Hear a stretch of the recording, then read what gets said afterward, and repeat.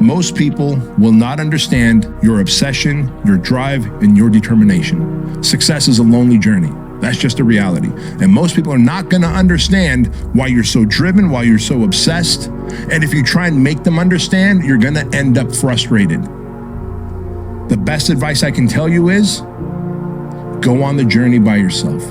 If you're going through that right now, and I promise you, every single person who wants to do something with their life and has done something with their life has gone through the exact chapter that you're going through. And it's the lonely chapter. It's the chapter where you don't fit in with your own friends, but you don't have the outcomes yet to fit into a new group of friends. And you're doing this thing, you're consuming content on the internet, you're doing these free tutorials online to try and figure out how to set up a podcast and where do I host this thing? And then you're going through this and you're like, is this even worth it? Because you have no signs of success, right? But if there's anything that you can take away from what we're saying right now is that the sign of success is the hate that you get along the way. If you want to be great, you want to be the baddest motherfucker ever at what you do, you're going to be misunderstood by everybody because you're going to be so fucking obsessed and so driven to get there. That's what it takes. That's the truth. It takes every second of your fucking life. Anybody says balance? Yeah, balance is important for a lot of fucking people. It is. But if you want to fucking go to that edge where people do not like you, don't understand you, question everything you fucking do, you've arrived. When you are misunderstood to the point where fucking people think you're psycho and you're nuts and you're this and that, why are you in the fucking gym at 1 o'clock in the fucking morning? You just got to doing an op for fucking 13, 14 hours at the Ranger School, man, at the gym. What is wrong? You will never understand what is wrong with me. Leveling up, making more money, losing weight, getting fit, becoming the best version of yourself is the fucking most awesomest journey you will ever go on. But is a journey that you will probably go on by yourself. Most people will not understand the level of obsession required. They will not understand the level of drive and determination that it takes for you to become that person. And when you try and help them understand, you'll find yourself frustrated. I like this quote, which you said, "Those who want to lead the orchestra must be willing to turn their back on the crowd." What do you mean by that? You have to be okay with being misunderstood. You have to be okay with being rejected. You have to be okay with not thinking like the 99%. If you want to lead, you have to lead from a place of confidence. And the worst thing you want to be is be a follower that follows followers. Admit it, you aren't like them. You're not even close. You may occasionally dress yourself up as one of them, watch the same mindless television shows as they do, maybe even eat the same fast food sometimes. But it seems that the more you try to fit in, the more you feel like an outsider. When people don't understand you anymore, you're in that spot of obsession and drive where people are like, what the fuck is wrong with this guy?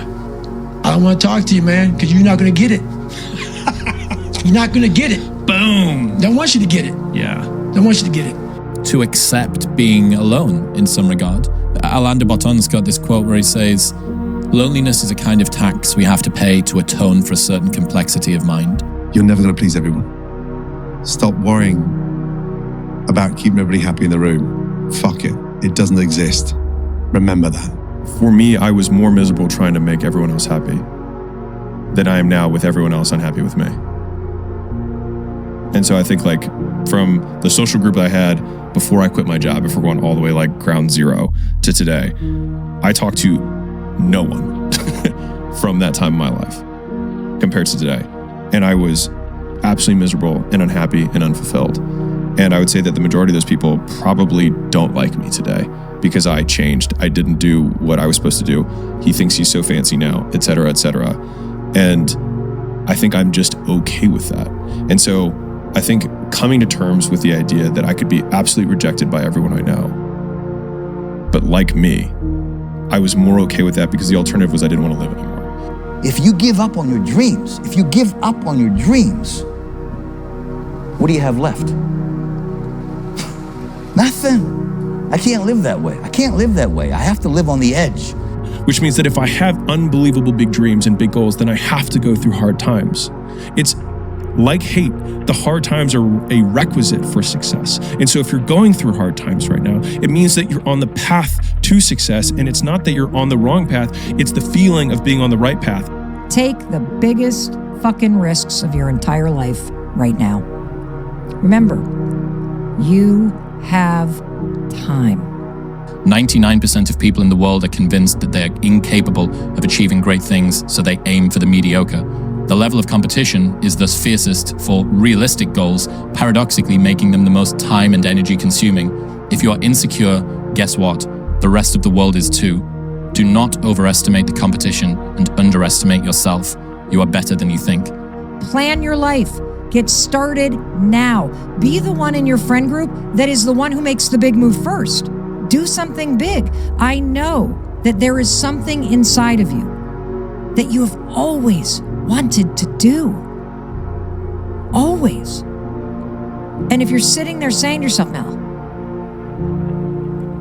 I can't think of anything. Yes, you can. Any young person who is like, what am I going to do? Find something that's generative that you're passionate about. And then all the hard stuff, yes, you will have to work through that. But back then we didn't have a language of trauma, anxiety, stress, or depression. I kind of wish we did, but I'm also grateful that it wasn't a place to spend all my time. Mm-hmm. I think there's an immense value to continuing to be generative and do things that are adaptive while trying to work your shit out.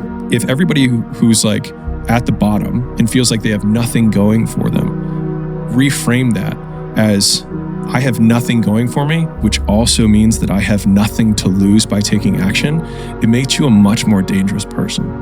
And I think that was the flip that I've had repeatedly shown to me in my life that allowed me to take the step that I was afraid to take. And I got bad news for you. There's nobody coming. There's nobody coming to save you. There's nobody coming to help you. A knight in shining armor isn't going to ride in and save you. You are the only one that's going to be able to save you. You have to make mistakes. You've been there, you feel it, you understand what it is, and then you have that time to adjust. That's why losing in life is so important, whether it's getting dumped, getting fired, losing a game, loss, those feelings where things didn't work out your way, that's important because it lets you know this is the bad feeling that comes when it goes wrong, and you improve, and then it makes the good feelings of victory all the better. Know that if you have big goals and big dreams, along the way, failure is going to happen. So how fast do you get up from that? You got to teach yourself that. But the biggest key to success in anything you do is you got to have an unlimited supply of fucking fuck you. Like, I'm 54 years old right now. Like that. I mean, it just fucking flew by. And you think when you're young that you have all this time. You have no time. There's no time. I mean, one of the quotes on the wall in the gym in there is, there is no tomorrow. From Rocky 3, there is no tomorrow. Fuck that shit. Let's get all this shit done today. In Africa, you know from your early age that you're not counting on nobody. You're not expecting anything from anybody. It's all on you. And as long as you get that, the rest of your life get better. Don't be ashamed of your effort.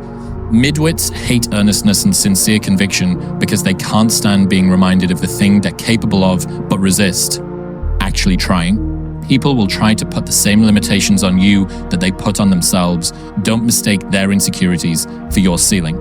Listen, every day when you get out of bed, life's standing right there to kick you in the fucking face, man. Could be anything. Could be you get up and you walk downstairs, you got a fucking flat tire and you're late for work and you got this and that. Life is going to throw all kinds of crazy shit at you, right? And you have to be ready for it and you got to fucking deal with it. You can't curl up into a ball. You can't run away from it. You can't hide. You have to take all this shit head on. You have to get up every day when I get up out of bed, I strap up and I'm getting ready for fucking war. Because I know I'm coming in here. I know a bunch of bad shit's going to happen that I'm going to fucking deal with. I thrive in chaos. I actually love chaos. Everybody talks about retiring. Fuck that shit. What am I going to do when I retire? What would I do? I like to go to war. I like to battle. I like to win. You've got a quote that I absolutely adore. Your haters are out there holding their breath, waiting for you to fail. Make sure they suffocate. Yeah.